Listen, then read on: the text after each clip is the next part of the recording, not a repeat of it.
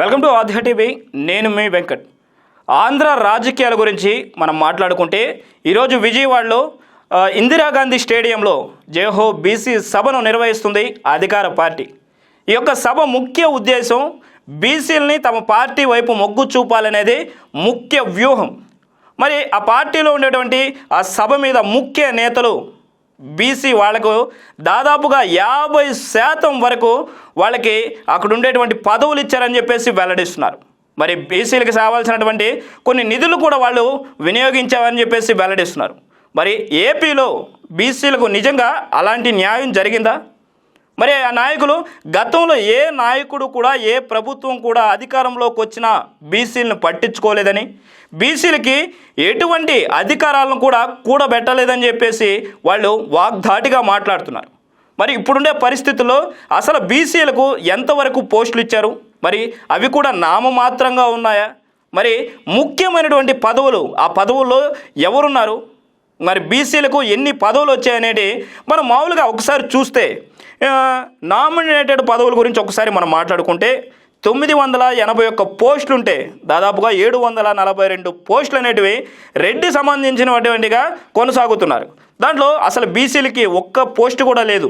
అలాగే టీటీడీలో 36 సభ్యులు ఉంటే దాంట్లో 11 సభ్యులు రెడ్డి వాళ్ళకి సంబంధించినటువంటి పరిస్థితి అయితే అక్కడ ఉంది. అక్కడ కేవలం 3 మాత్రమే బీసీకి అవకాశం ఇచ్చినటువంటి అంశం అక్కడ ఉంది.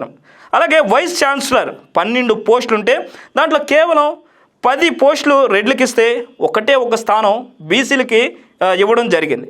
అలాగే ప్రభుత్వ విప్పులు సంబంధించినటువంటి 8 దాకా అక్కడ ఉంటే దాంట్లో 7 రెడ్లకి ఇస్తే ఒక స్త్రీ మాత్రం బీసీలకు ఇవ్వడం. అలాగే ప్రభుత్వ న్యాయవాదులు 30 పోస్టులు ఉంటే అందులో 16 మంది రెడ్లకి ఇస్తే కేవలం 5 మాత్రమే బీసీలకి ఇవ్వడం కూడా మనం చూసాం. ఇలా ప్రతి దాంట్లో ప్రతి ఒక్క విధానాల్లో కూడా బీసీలకి ఇవ్వాల్సినటువంటి పదవులు కూడా ఇవ్వని పరిస్థితి అయితే ఆంధ్రప్రదేశ్లో ఉందని చెప్పేసి రాజకీయ విశ్లేషకులే కాదు అక్కడ ముఖ్యమైనటువంటి నేతలు కూడా వెల్లడిస్తున్నటువంటి అంశం. కానీ ఈ సభలో ఉండేటువంటి ముఖ్య నేతలు, అధికార పార్టీకి సంబంధించినటువంటి ముఖ్య నేతలు బీసీలకు మేము ఏదోదో చేసేసాం, మరి అలా చేసాం ఇలా చేసాం, వాళ్ళని అభివృద్ధి పందాలో ముందుకు తీసుకెళ్తున్నాం, మరి బీసీలకి మేం చేసినట్టుగా ఎవరు చేయలేదని చెప్పేసి వాగ్దాడిగా మాట్లాడుతున్నారు. అలాగే గత ప్రభుత్వం టీడీపీ హయాంలో కూడా ఇలాంటి పోస్టులన్నీ కూడా దాదాపుగా టీడీపీ వాళ్ళు కమ్మ వాళ్ళకే ఎక్కువగా ఇచ్చారని చెప్పేసి ఆ టైంలో గతంలో వాళ్ళు ఆరోపణలు చేశారు. దానికి ఎటువంటి ఆధారాలు లేకపోయినా కూడా ఆరోపణలు మాత్రం విపరీతంగా చేయడం జరిగింది. మరి ఇప్పుడుండే పరిస్థితుల్లో ఇప్పుడు ఈ పోస్టులు కానీ ప్రధానమైనటువంటి ఆ విధులు కానీ ప్రధానమైనటువంటి పదవులు కూడా ఎక్కువగా వీళ్ళు ఏదైతే అధికార పార్టీ మరి జగన్ పార్టీకి సంబంధించినటువంటి ముఖ్యంగా రెడ్డి సామాజిక వర్గానికి అధిక ప్రాధాన్యత ఇస్తున్నట్టు, మరి కీలక పదవుల్లో కూడా వాళ్లే కొనసాగుతున్నట్టుగా రాజకీయ విశ్లేషకులు కానీ రాజకీయ నిపుణులు కానీ దీని గురించి ఎక్కువగా చెబుతున్న అంశం.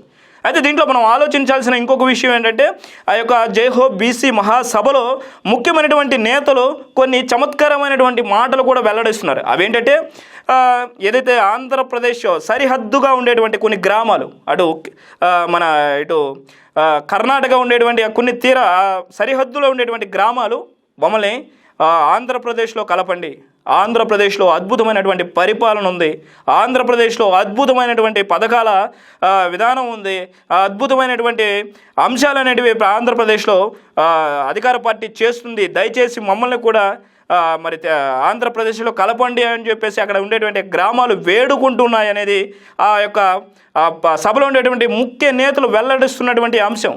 మరి నిజంగా ఈ విషయాల గురించి ఆంధ్రప్రదేశ్లో ఉండేటువంటి ప్రజలు ఏమనుకుంటున్నారంటే అసలు అటువంటి పార్టీలకు కావచ్చు, ముఖ్యంగా అధికార పార్టీ ఏ కార్యక్రమం నిర్వహించినా అక్కడి నుంచి పరుగులు తీస్తున్నటువంటి వైనం మనం చూసాం.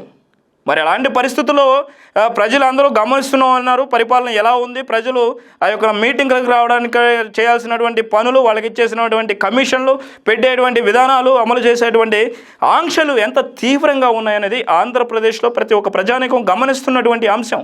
మరి అలాంటి అంశాలు మరి ఈ యొక్క ముఖ్య నేతలు గమనించకుండా సరిహద్దు గ్రామాలు కూడా ఆంధ్రప్రదేశ్లో కలవాలని చెప్పేసి వారు ఎద్దేవగా మాట్లాడాల్సిన పరిస్థితి అయితే అక్కడ ఏర్పడింది. మరి బీసీలు, ముఖ్యంగా బీసీకి సంబంధించినటువంటి నాయకులు ఈ అంశం మీద ముఖ్యంగా వాళ్ళు ఆలోచించాల్సిన పరిస్థితి అయితే ఉంది. ఖచ్చితంగా మీకే కాకుండా మీ యొక్క సామాజిక వర్గం సంబంధించినటువంటి ఆ ప్రజలకు ఎంతవరకు మీరు నాయకులుగా ఉన్నప్పుడు లభ్యత చేకూరుస్తున్నారో మీరు ఖచ్చితంగా ఆలోచించాల్సిన పరిస్థితి ఉంది. మనం పదవుల్లో ఉంటేనే ఏదో ఒకటి చేయాల్సిన అంశం అని కాకుండా మీరు పదవులు లేకపోయినా మీ యొక్క నియోజకవర్గానికి ఎంతవరకు న్యాయం చేస్తున్నారు, ఎంతవరకు ఆ బీసీ సంక్షేమ నిధులు ఎక్కడ పోతున్నాయి, ఆ సంక్షేమ నిధులు ఎంతవరకు ప్రజలను చేరుతున్నాయి అనేటువంటి అంశాల గురించి మీరు తీవ్రంగా ఆలోచించాల్సిన అవసరం ఉంది. అలా ఆలోచిస్తే ఖచ్చితంగా ఆంధ్రప్రదేశ్లో ఉండేటువంటి ప్రజలు మిమ్మల్ని గుర్తించుకుంటారు. మీరు ఏ పార్టీలో ఉన్నా ఎక్కడున్నా కూడా వాళ్ళు ఓట్లేసి మమ్మల్ని గెలిపించే పరిస్థితి అయితే అక్కడ నెలకొంటుంది. ఇలాంటి మరిన్ని విషయాలు మీకు తెలియజేస్తూ ఉంటాను. మీరు చూస్తూనే ఉండండి ఆధ్యా టీవీ. నేను మీ వెంకట్. Thank you.